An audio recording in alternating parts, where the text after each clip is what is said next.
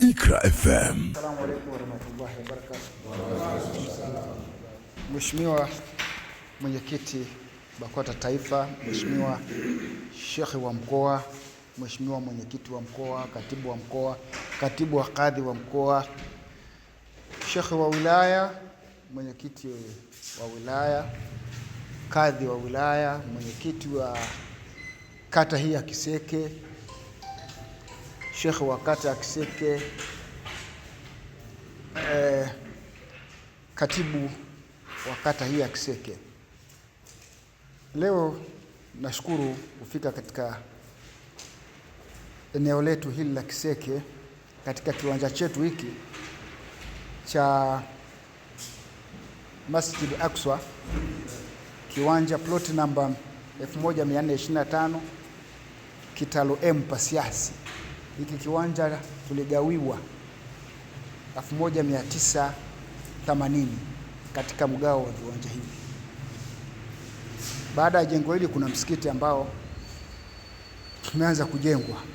Ulijengwa na sasa hivi bado unaendelea na ujenzi huo. Harakati zetu hizi za ujenzi, baada ya shekhi wetu wa mkoa kufanya ziara hii ilianza mwaka 2021 wakati wameenda Shinyanga, kutembelea Shinyanga, kujifunza wenzetu wa Shinyanga wanafanyaje. Alivyofika, baada ya kukaa kikao na kushauriana na viongozi wa halmashauri ya mkoa, aliazimia ama alitoa wazo kwa yale ambayo tumejifunza kutoka Shinyanga. Kwa nini na sisi tusifanye jambo ambalo litakuwa ni changamoto ama ni maendeleo kwa ajili ya mkoa wetu wa Mwanza? Hivyo alianza kwa kueleza kwamba anataraji ama sote tunataraji tuingie katika ujenzi wa vituo vya afya katika mkoa wetu mzima wa Mwanza ambao una wilaya 7: wilaya ya Kwimba, wilaya ya Magu, wilaya ya Sengerema, Misungwi, Nyamagana, Ilemela na Ukerewe. Kwa hiyo tarehe 14 mwezi wa 11 tulianza 2021 tulikuja hapa wote, aliwaarifu viongozi wote wa wilaya katika mkoa wetu, tukakusanyika hapa, na kabla ya kukusanyika kuna mwembe hapo, tulikaa tukafanya dua,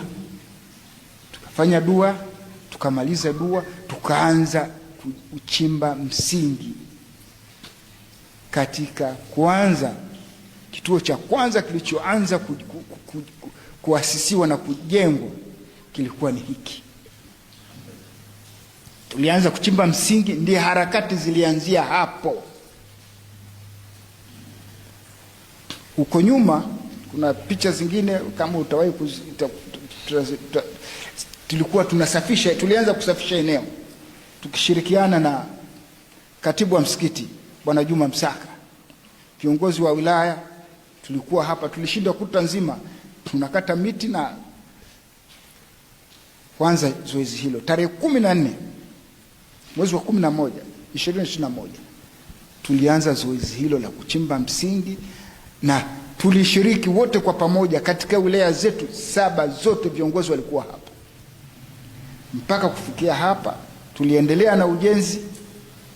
Harambee mbalimbali zilifanyika, Badri Day zilifanyika kwa ajili ya vituo vya afya. Kuna Misungwi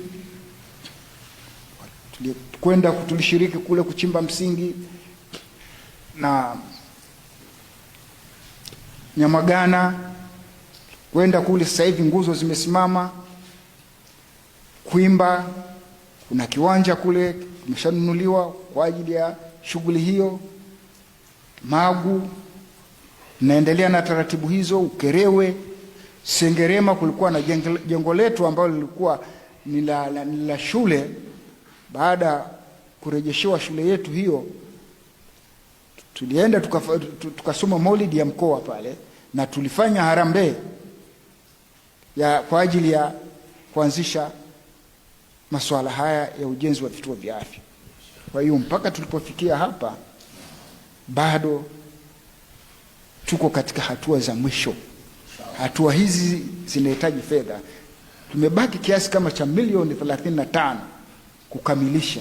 Maki hamna rangi, umeme, maji. Milioni 35 hizo zikiwa mezani kwa katibu wa mkoa na mhasibu pamoja na ushiriki wetu pamoja, kituo hiki kinamalizika bila matatizo na shughuli zitaanza rasmi kabisa. Namshukuru sana Sheikh wa mkoa kwa juhudi zake hizo ambazo sana kila kukicha Mzee Mchola na Sheikh wa wilaya na mwenyekiti wako, tunahitaji kituo hiki kiishe, angalau na wewe upate kiti pale, unaokota senti ndogo ndogo pale. Namwambia Sheikh, tuombe Mungu atuwezeshe ili tuweze kukamilisha zoezi hili. Wa alaykum warahmatullahi wabarakatuh. Wa alaykum salaam. Mheshimiwa Mwenyekiti, umeshatambulishwa ni viongozi wetu na tayari kwa uwezo wa Mwenyezi Mungu umeweza kutembelea. Jana Mheshimiwa Mwenyekiti alikuja kwa ziara ya jambo lilomleta, lakini kwa sababu yeye ni mtu ambaye anapenda kazi, nilipokwenda kumsalim akaniambia angependa kuona baadhi ya vitu. Akasema angependa kuona. Basi tunaomba radhi kwa taarifa zimewajia usiku. Mheshimiwa Mwenyekiti niliwajulisha, katibu aliwajulisha nadhani saa 3 usiku viongozi wa Ilemela na kata hii kwamba wajiandae kukupokea hapa ili uje ushuhudie, tupate dua yako ambayo au maelekezo yako kwa namna utakavyoona inafaa.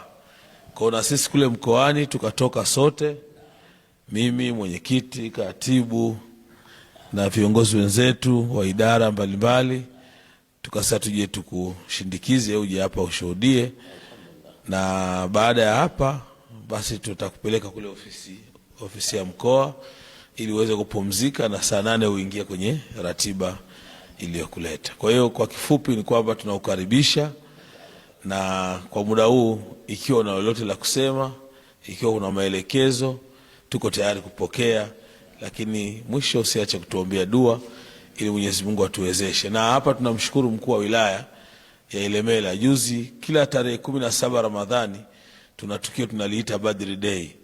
Kwa tulipokuwa pale, mkuu wa wilaya akasema anawataka viongozi waende ili kama ni swala kuanza huduma hata kama ni zile ndogo ndogo zianze.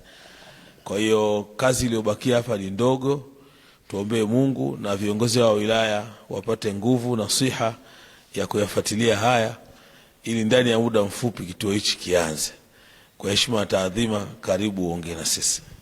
Wassalamu ala ashrafil anbiya wal mursalin Muhammad bin Abdullah sallallahu alaihi wasallam. Wa baad, waheshimiwa viongozi kwa nafasi zenu, assalamu alaikum wa rahmatullahi wa barakatuh. Wa alaykum salaam wa rahmatullahi wa barakatuh. Awali ya yote tumshukuru Allah subhanahu wa ta'ala anayeendelea kutuwezesha kwa mambo mema na mambo ya kheri, lakini tuwapongeze nyinyi viongozi wa Ilemela wa kata hii na viongozi wa mkoa wa Mwanza kwamba Mwanza imekuwa ni mfano, Mwanza imekuwa ni uswa, ni mfano.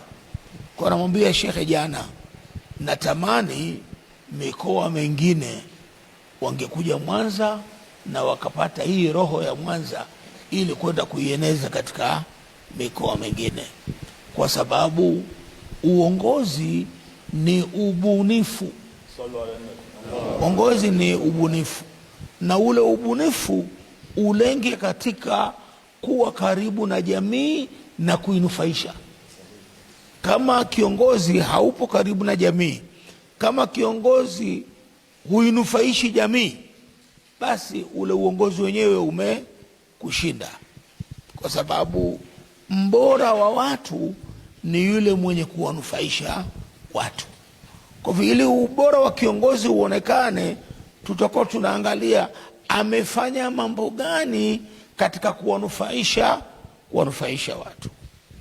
Lakini niwapongeze kwa kutafsiri kauli mbiu ya Mheshimiwa Mufti, jitambue, badilika, acha mazoea. Hii kauli ni pana na kubwa, ni falsafa kubwa sana, lakini moja ya kuonyesha kuwa hii kauli imefanyiwa kazi ni kuwa na kitu kama hiki. Kitu kama hiki kinaonyesha ile kauli imefanyiwa kazi. Lakini sio tu kauli ile imefanyiwa kazi, bali kauli ya Allah subhanahu wa ta'ala na maagizo yake yamefanyiwa kazi. Qur'ani imetugawa sisi watu katika makundi matatu. Makundi mawili Allah hakuyazungumza vizuri, bali kundi moja. Miongoni mwetu kuna kundi ambalo kazi yake ni kusema, halitendi. Katika upande wa kusema, hodari sana, nasema sana, lakini yanayosemwa yanakuwa habaa manthura, hakuna linalofanywa. Na Mwenyezi Mungu kundi hili amelisema vibaya, ya ayyuhalladhina amanu lima taquluna ma la taf'alun kabura maktan inda Allah. Ni chukizo kubwa mbele ya Allah, an taqulu ma la taf'alun, kusema yale ambayo hamuyatendi.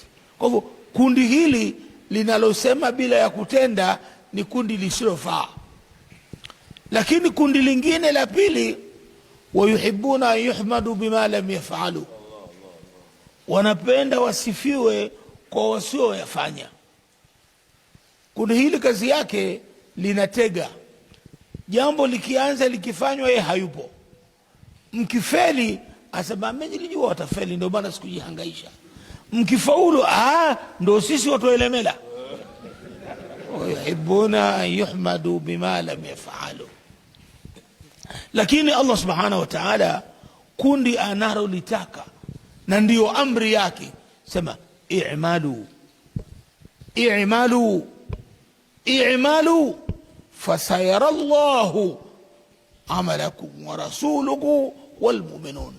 Nyinyi fanyeni kazi, msihangaishwe na maneno, msihangaishwe na vitimbi, msihangaishwe na fitna. Nyinyi fanyeni kazi tu. Mkifanya kazi, Allah ataona, mtume ataona, na waislamu wa kweli wataona. Na Allah akiona atawapa taufik, mtume akiona ataendelea kuwaombea dua, waumini wakiona wataunga mkono. Kwa hivyo tuwapongeze sana kwa juhudi zote hizi, na mimi naamini safari hii itafika, lakini mengi mazuri yatafanywa. Siri yake, kutaneni sana, kutaneni sana. Kama mlikuwa mnakutana kila mwezi, sasa anzeni kukutana kila wiki. Mnachagua siku moja tu, sisi tukutana Alhamisi basi. Hata kama hamna la kuzungumza, kutaneni, tieni Fatiha, muondoke, ili mradi mmekutana. Na hii ndio siri iliyowanyanyua watu wa klabu ya Alliance. Hizi club za Alliance duniani, club za Alliance ambazo zimeshughulika na mambo ya insania, mambo ya ubinadamu, mambo ya heri, hawa wao wana mkutano wa kila wiki wanakutana. Kwa hivyo kama mkisema bwana sisi tukutana kila wiki, na kila anayekuja aje na 1000 tu. Nakutana sisi, tutakutana kama ni tumechanga 10,000 20 ziko pale, basi naondoka. Kila wiki sisi tutakutana, tunapeana taarifa ya mambo mbalimbali na kadhalika na kadhalika na kadhalika. Mkikutana mtashauriana, mkikutana mahaba na mapenzi baina yenu yataongezeka, mkikutana dhana baina yenu zitapungua, mkikutana nafsi mbaya zitaondoka na maendeleo yatapatikana. Kwa hivyo nimefurahi kutembelea hili, na inshallah Mheshimiwa Mufti nitakwenda kumweleza nini nimeona ile mela, lakini mengi tunayaona katika mtandao. Tunawashukuru sana kwa kuwa mpo hai, lakini mnatushirikisha kupitia mtandao. Kila linalofanyika Mwanza unaona watu wanafanya harakati hizi zinafanyika na hivi na kadhalika. Hili ni jambo jema. Uislamu ni lazima tuupe msikiti maana yake, maana Uislamu ni msikiti. Uislamu ni msikiti. Lakini msikiti ni nini? Mtume sallallahu alaihi wasallama ndiye aliyetueleza. Alipofika Madina kwa vitendo, aliasisi kwanza msikiti, lakini msikiti ule ndo ulikuwa mahala pa kuswali. Msikiti ule ndo ulikuwa mahala pa kupanga mipango ya vita na mingineyo. Msikiti ule hata sahaba mmoja alijeruhiwa vitani, akaamua yule atengenezewe hema msikitini ili iwe rahisi kuhudumiwa na kutembelewa. Kwa hivyo alikuwa anatuonyesha kwamba kujengwa hema kwa wakati ule msikitini ilikuwa inatuonyesha kwamba msikiti uwe na zahanati. Ndio maana yake kwamba hema la mgonjwa lilijengwa msikitini iwe rahisi kumhudumia na kumtembelea. Maana yake msikiti usiishie kuswali, ushughulike na huduma za afya pia. Lakini msikiti ule ndio uliotoa wanazuoni wakubwa wa dunia, ilmu ilikuwa pale. Kwa maana yake nini? Maana yake msikiti utaalaki na elimu, shule, chuo na kadhalika. Kwa hivyo tukiyafanya hayo, tukiupa msikiti maana yake, tutakuwa tumewapa Waislamu maendeleo. Wabillahi tawfik, wassalamu alaikum. Awali yote, kwanza nimshukuru Mwenyezi Mungu Subhanahu wa Ta'ala na kuzitaka ziada za rehema na amani zimfikie al-Habibi Sayyidina Muhammad. Mheshimiwa Mwenyekiti Halmashauri BAKWATA Taifa Alhaji Hamis Mataka, kwanza sisi tunakushukuru sana na tunakupenda sana Mwanza. Huwa mara nyingi huwa tukikaa katika ofisi zetu tukianza kuwazungumzia viongozi huwa tunakupenda sana, na hasa hii falsafa yako.